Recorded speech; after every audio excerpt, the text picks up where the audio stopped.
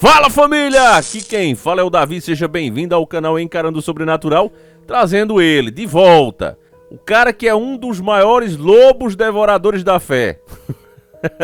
Mas, sinceramente, dos lobos devoradores, eu sempre achei o Valdomijo o mais engraçado. Eu até gostava dele por conta desse humor que ele tem, né? Pra mim era como se eu estivesse vendo um show de comédia, né? Com todo o respeito à palavra. Mas as distorções que ele fazia, meu irmão, a gente sabe o efeito negativo que tem, né? Claro, uma fábrica de ateus, literalmente, a pessoa entra ali na fé e começa a ouvir esses caras e logo ela pode até se deslumbrar no começo, mas logo ela vê que é vazia, né? São doutrinas de homens, né? Inseridas ali, e a gente falou, a gente tem um vídeo específico aqui falando como é que isso acontecia, né? Mostramos inclusive alguns pastores enterrando alguns livros, a gente explicava o que era, né? Naquele grupo, né? Que tem um compassozinho e tal, e muitos desses pastores faziam parte e fazem parte dela, né?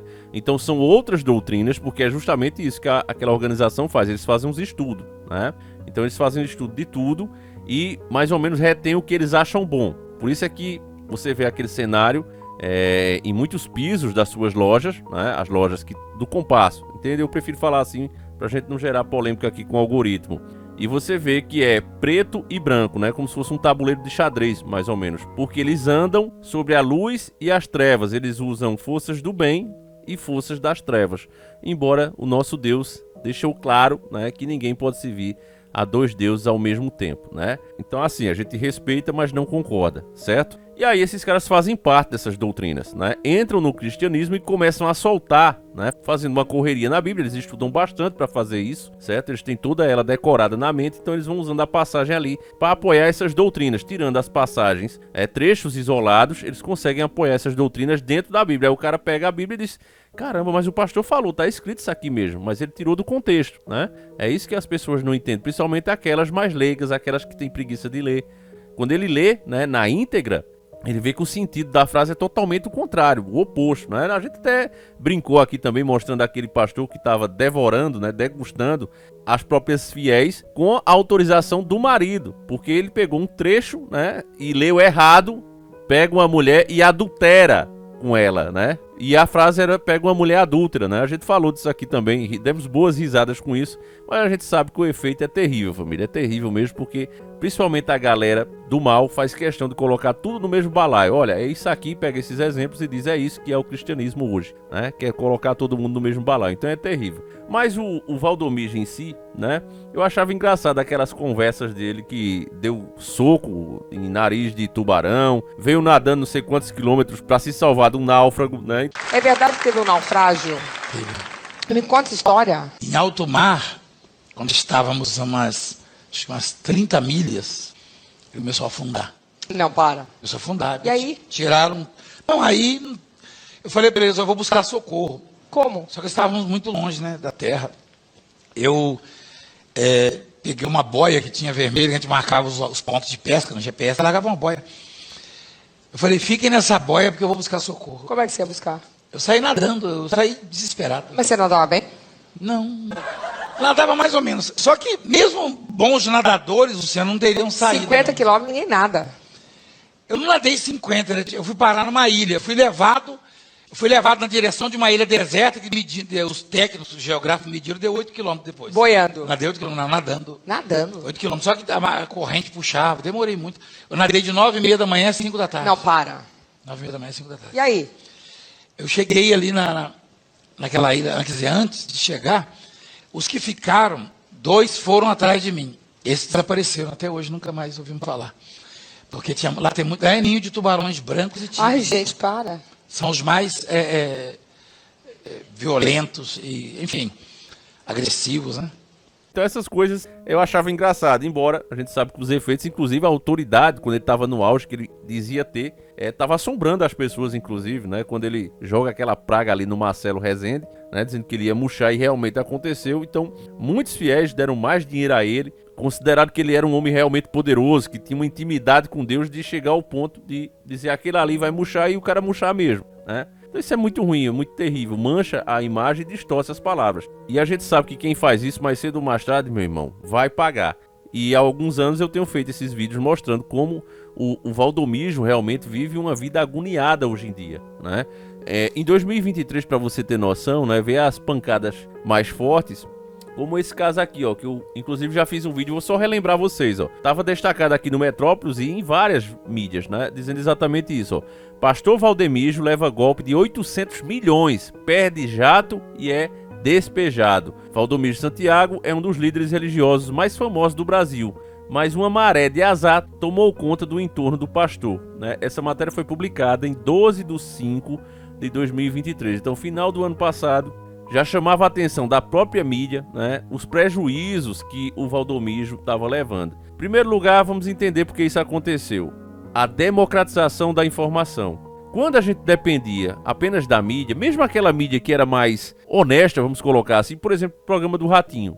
O Ratinho era um cara bem polêmico porque ele escancarava muita coisa, né? Pisou nos calos do sistema algumas vezes, né? E foi prejudicado por isso. Ele hoje não é maior justamente por causa disso. De vez em quando ele gera, não sei se é a época quando ele era pobre que ele se lembra e dá uma revolta e ele fala, né? Vai contra o sistema e aí é prejudicado por isso. Então o Ratinho, em um dos seus quadros, mostrando um dos pastores de Valdemijo, criticou, né, o fato do pastor estar afirmando que se você desse dinheiro a ele, o cara estava afirmando isso, ó, você faz o pagamento aqui, aumenta as ofertas e Jesus vai pagar suas dívidas. Então olha que absurdo, né? Você faz a dívida é para Deus pagar. Aí Ratinho criticou isso. O Valdemijo, muito influente, frequenta a mesma loja, né, a mesma organização do Compasso que o Ratinho, e lá, né, deve ter tido um atrito e resolver apaziguar as coisas. Na outra semana, acho que não deu nem uma semana, Ratinho estava entrevistando ele e praticamente pedindo desculpa, né? A gente também já comentou bastante aqui. E era isso que o povo tinha, né? Você tinha no máximo um Ratinho que falava uma coisa hoje e na outra semana estava pedindo desculpa. Era isso que o povo tinha. Você não via matérias explicando que aquelas doutrinas ali, aqueles trechos bíblicos estavam tirados de contexto, né? Então vários canais que vocês acompanham, o Rômulo mesmo bateu muito forte também nesses caras, né? O Humberto Voltes, quem mais tinha o Lu, tantas pessoas, né? Mano Tóquio, uma galera grande, Thiago Lima, que eu me lembro agora, o Rubens, né? Principalmente o Rubens também. Quem mais, família?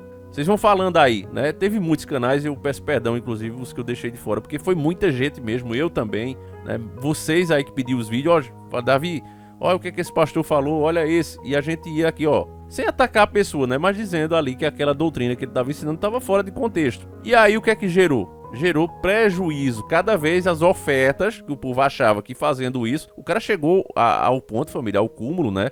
E isso, inclusive, foi o que chamou mais atenção, de criar produtos, né? Construa a casa aqui com a colher de pedreiro abençoada.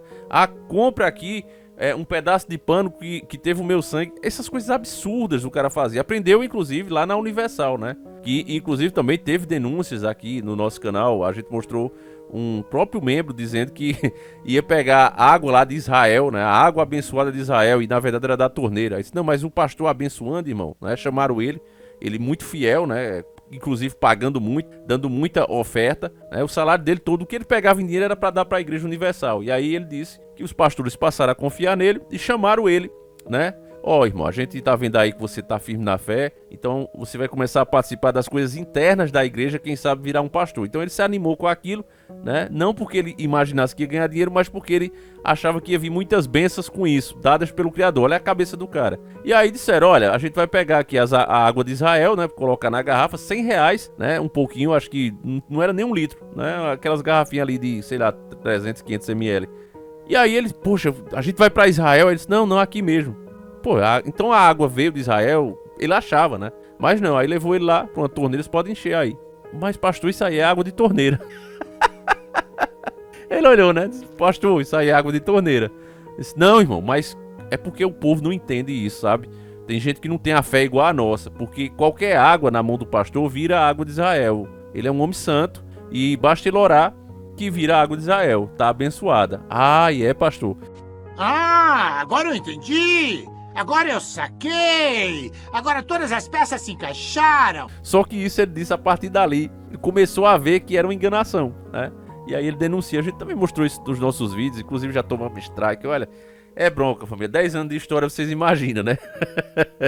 Mas enfim, aí por que eu tô falando isso aqui agora? Pra você ter ideia dessas coisas surgirem e por que a decadência da maioria dessas igrejas aconteceu, né? Então foi o caso do Valdomiro. Quando a gente começou a expor esses absurdos, mais e mais pessoas, principalmente aquelas mais leigas, começaram a dizer, olha, realmente isso está errado. Realmente isso não tem parâmetro bíblico. Eu ouvi esse trecho que o pastor falou, mas não tinha lido o resto, eu não sabia dessa história. E aí, cada vez com vocês contribuindo, né, divulgando os vídeos, mais pessoas tiveram esse acesso, fazendo com que a conta desses caras literalmente ficasse no vermelho. E aí, com a maioria deles não tinha talento nenhum a não ser mentir, né? Diferente, por exemplo, do Edir Macedo. Por mais que eu saiba que ele é o pior lobo devorador, né, e os outros surgiram já por causa dele, ele tem uma mente empreendedora. Isso aí não tem o que falar, o cara é um empreendedor. Ele olha assim o mar e ele sabe, ó, ali vai vir onda, não vai vir. Ele é um cara com uma visão de negócio muito grande, né? Então ele se sai por conta disso, acima dos outros. Já os outros você vê que todos eles deram uma diminuída boa para o que já foram, né? E aí, agora em 2024, sai uma nova notícia dizendo que esse golpe aí que ele levou, esse prejuízo, foi uma armação do próprio genro. Inclusive a gente também já mostrou que a própria filha dele também estava desviando recursos da igreja. Essa matéria que saiu agora em 25/6/2024 do Forno, né, diz o seguinte, ó: antes que eu me esqueça, esse vídeo foi dica do nosso querido irmão Elias Pastenório Neto, sempre junto aí conosco. Um abraço forte pro Eliasão aí, guerreiro aí das antigas, né, veteranaço. Ex-genro se juntou ao banco falso para dar golpe em Valdemiro, disse a polícia, né? Na mira da justiça por inadimplência, Valdomiro Santiago pode ter sido vítima de um golpe milionário tramado pelo ex-genro, o empresário Felipe Lani. A polícia de São Paulo investiga o caso. Inclusive a UOL tentou, né, falar com esse cara e ele queria que pagasse a ele, né? Queria que pagasse a ele, ó. Lani virou réu em novembro de 2023, acusado de tentar tirar 15 milhões do antigo sogro, em um plano envolvendo associação criminosa e falsificação de documentos. O crime, segundo a investigação, teria ocorrido após o empresário ser traído por Raquel Santiago, filha de Valdomiro, inclusive eu falei disso aqui, né? Com quem foi casado de 2014 a 2020. Outras 3 pessoas foram denunciadas. E aí a matéria é bem extensa, né? Vai falando aí os detalhes, que eles tentaram falar com o cara, né? E esse tal de Lene aí não quis gravar, a não ser que pagasse a ele, né? Disse que era uma coisa muito melindrosa. De alguns anos pra cá, o Valdomiro só vem caindo, né? Cada vez mais ele sofre processos, falta inadimplência, inclusive, de aluguel. Isso já começou desde aquele tempo do Marcelo Rezende, né? O Marcelo Rezende denunciou isso e por isso gerou tanto ódio no Valdomiro, porque quanto mais as pessoas falavam dessas falcatruas, dessas enroladas, mais ele via a conta dele entrar no vermelho. É por isso que ele gravava aqueles vídeos chorando, oh, eu não tô suportando mais. Era justamente por isso, família, porque quanto mais se falava disso, mais as pessoas percebiam que era uma mentira. Então é o que eu mais vejo hoje em dia, meus irmãos, é as pessoas querendo crescer, né? Inclusive eles dizem, tem um ditado imundo e que é mentiroso, que diz: fale de mal, mas fale de mim, né? Esse ditado e também a ideia de que não existe marketing negativo, isso é uma falácia do sistema, né? É uma burrice muito grande. Se não existisse marketing negativo, a Xuxa não teria derrubado os nossos vídeos, a empresa que detém os direitos de Yu-Gi-Oh!, Dragon Ball não teria ameaçado de processo o nosso canal, não teria derrubado vídeos e vários outros, né? Como por exemplo a candidata também aqui, a governadora que perdeu, graças a Deus, né? A Marília Reis também entrou com processo contra a gente. Por quê? Se não existe marketing negativo, fale de mal, mas fale de mim. Pega aí, você, qualquer pessoa que tiver um pouquinho de relevância, fizer uma crítica, e essa crítica a uma empresa for muito longe, ela ficar grande, os caras vão entrar com processo numa tentativa. Mesmo que eles perdam o processo, eles vão fazer isso, que é pra fazer você gastar, que é pra fazer você ter prejuízo. Porque só de você ter processo, por exemplo, esse mesmo eu ganhei, né? Mas eu gastei na época, né, a faixa de 7 mil reais, isso porque eu tava certo. Imagine se eu tivesse perdido, eu teria que ter pagado, se eu não me engano, a indenização que ela queria era 50 mil reais. E prender os meus bens caso eu não pagasse. É assim que os caras fazem, entendeu, família? Mesmo, isso é uma tática do JP Morgan. Quando ele investiu em Thomas Edison, ao invés de investir em Tesla, o cara que tinha comprado a invenção de Tesla foi ameaçado. Disse: olha, ou você me vende, eu estou ofertando aqui um bom valor sobre esse novo método de gerar energia, a energia contínua, ou você me vende, ou eu vou processar você. Aí ele disse: não, mas você sabe que vai perder. Esse eu sei, mas você não tem condição de disputar comigo judicialmente. Então eu vou processar você até o fim dos tempos. Ou você me vende, ou eu vou quebrar você que já anda ruim das pernas, até que você realmente venda a empresa. Ou porque quer, ou porque quebrou. E aí o cara não teve, né, outra solução a não ser vender. Então, o mundo é feito assim, né? O mundo é feito dessa maneira, meus irmãos. Não adianta a gente tentar tapar o sol com a peneira. Então, existe marketing negativo, sim. Quando a gente começou a falar, né, e o Valdomiro já é uma grande prova física, viva disso, né? O cara tava no auge, foi só as pessoas começarem a falar cada vez mais do nome dele, e isso foi o contrário dessa narrativa de não existe marketing negativo, fale de mal, mas fale de mim. Isso fez com que o Valdomiro hoje esteja quebrado. É claro que ele tem um grande patrimônio ainda, é fato, mas a forma que ele tinha, a principal forma que ele tinha de arrecadar grana fácil, que era a igreja, hoje não tem mais, né? O Valdomiro está realmente fora já praticamente. Ele ainda tenta, você vê ali, mas nem de longe, né? Chega perto do que ele já foi um dia, né? E dificilmente ele vai se levantar, porque aí, meus irmãos, eu acredito que isso também vem do Senhor, né? A soberba dele cresceu demais, a gente via a forma que ele falava, a forma que ele pregava, inclusive tem uns vídeos aí mais antigos, né? De vários canais, como muita gente falou, né? E eu via lá ele empurrando os fiéis, o pessoal querendo falar com ele com truculência, né? Sendo bastante ignorante com aquelas pessoas devotas a ele, né? Pessoas que não eram devotas mais de Deus, não se achava digna, né, de conversar direto com Deus, precisava dele. Então era como se ele fosse a única ponte, né? Substituíram Cristo, a única ponte era o Valdomiro. E aí, lógico, né? Você que idolatra homem, meu irmão, vai ser maltratado mesmo, vai ser pisado. A gente vê isso hoje a nível de Brasil, né? As pessoas depositando a fé em homens, a esperança em homens, né? Assim como diz, né? Maldito é o homem que confia nos homens, que faz da humanidade mortal a sua força, mas cujo coração se afasta do Senhor. Então é isso mesmo que acontece, né? Quanto mais o homem confia nele próprio, nos amigos, mais ele se ferra, né? A nossa salvação realmente está em Deus. Isso aqui, inclusive, quem quiser conferir, está em Jeremias 17:5. Certo, meus irmãos? Então, espero que o Valdomiro um dia se arrependa, né? E comece a pregar o evangelho como realmente ele é. E aí é mais um ponto pro evangelho, pra gente ver como realmente, meus irmãos, ali tá a palavra de Deus. Porque basta as pessoas terem acesso aos trechos como são, se interessarem um pouco mais para ler, que elas logo saem, né, da escravidão. Logo elas saem do cativeiro, porque é isso que o evangelho é. O evangelho não é nada mais, nada menos que a palavra que liberta. Cristo até diz, né? Venham a mim todos os que estão cansados e sobrecarregados, e eu darei descanso a vocês, né? Isso está em Mateus 11.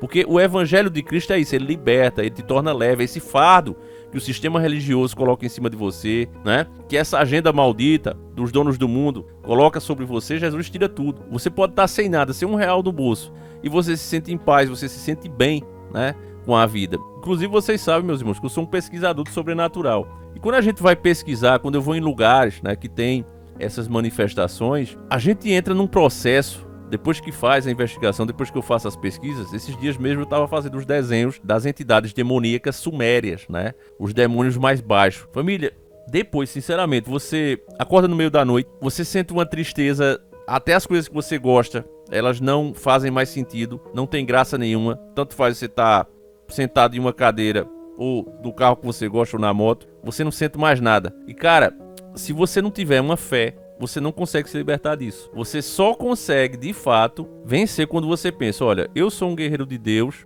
e eu estou na missão dele. Ponto final. Eu não tenho que gostar do caminho. A obrigação do soldado é cumprir a missão. Os lugares onde ele vai ter que passar faz parte da missão. Então ele não precisa gostar ou não gostar. Apenas entendendo isso é que a gente consegue seguir em frente. Porque, do contrário, você desiste. Você desiste até de viver. E é por isso mesmo que a gente não tem que colocar o nosso coração, né, nem em riquezas, né, bens materiais, e muito menos em homens. Tem que colocar realmente em Deus, porque esse jamais abandona a gente. É justamente nessas horas que as suas forças estão acabando que você sente de fato Deus ali te revigorando. As forças aparecem do nada, né? A alegria volta ao teu coração. Apenas assim. E eu nem tô pregando aqui, não sou pastor, vocês sabem muito bem disso, eu sei qual é o meu lugar, né?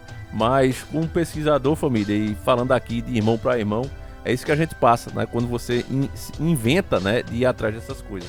Por isso é que eu não recomendo a ninguém, certo, família? Mas eu vou encerrando por aqui. Eu espero que você deixe aí a sua opinião. Você acha que, de fato, a mão de Deus está pesando sobre a vida do Valdomiro? Você acha que ainda há possibilidade que ele reconheça o que está acontecendo com ele e se volte, né? Use realmente os dons que Deus deu a ele para salvar almas ao invés de enriquecer? Você acha que isso ainda é possível? Gostaria de saber o que é que vocês pensam sobre isso. Se você também tem experiências paranormais, deixa aí nos comentários, eu faço questão de ler.